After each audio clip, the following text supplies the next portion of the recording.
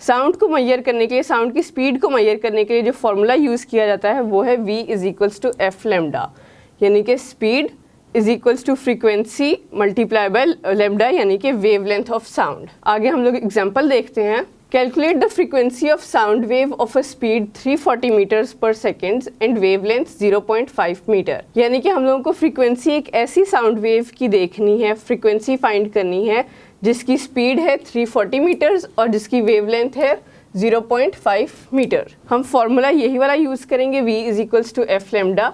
अब इस जगह पे हम लोग वैल्यूज़ को पुट करेंगे।